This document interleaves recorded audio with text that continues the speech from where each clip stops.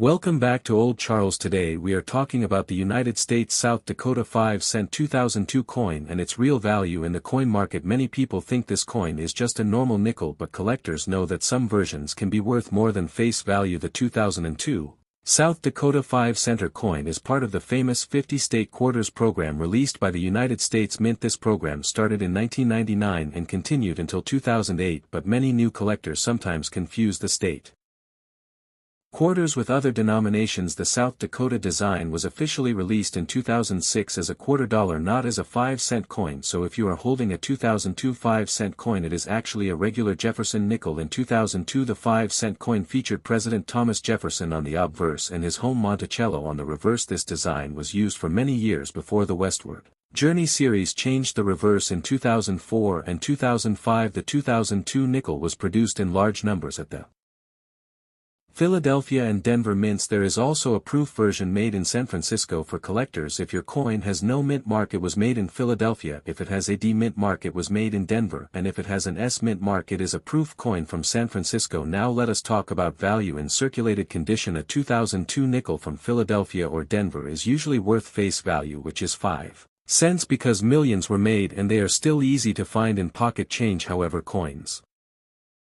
in uncirculated condition can sell for a small premium, especially if they have strong luster, no scratches and sharp details. An uncirculated 2002P or 2002D nickel in mint state condition can be worth around $1 to $3 depending on quality. Higher graded examples certified by professional grading companies can sell for more, but this is rare and only applies to coins in near perfect condition. The 2002S proof nickel is more valuable because it was made specifically for collectors. Proof coins have a mirror-like surface and frosted design. These coins are usually worth $2 to $5 in original government packaging. If graded in high-proof grades, they can reach higher prices. Collectors should also look for error coins such as off-center strikes, double die errors, or coins struck on the wrong planchet. These mint errors are uncommon, but when found they can significantly increase the value of a 2002 nickel, sometimes reaching $20, $50, or even more depending on the type of error and condition. When checking your coin, always examine the mint mark, check the surface for unusual doubling, and make sure the coin is not heavily worn. Condition plays a major role in determining value. Coins with heavy scratches, dull surfaces, or damage will not carry extra value. Another important factor is storage. Keeping your coins in a dry, safe place away from moisture helps preserve their condition. Using coin holders or albums is a good idea if you are serious about collecting. The first 5-cent coin was introduced in 1866 after the American Civil War. Before that, Americans used a silver half dime, but rising silver prices made it expensive to produce, so the United States Mint created a new coin made from a copper-nickel alloy, which is why the coin became known as the nickel. The first design featured the shield nickel, which was produced from 1866 to 1883. After that, the Liberty Head nickel was introduced, followed by the famous Buffalo nickel in 1913. The Buffalo nickel showed a Native American portrait on the front and an American bison on the back, and it remains one of the most popular designs among collectors today. In 1938, the design changed again and President Thomas Jefferson was placed on the front of the coin. The reverse featured his historic home Monticello. This Jefferson design continued for decades with only small modifications during World War II. From 1942 to 1945, the composition of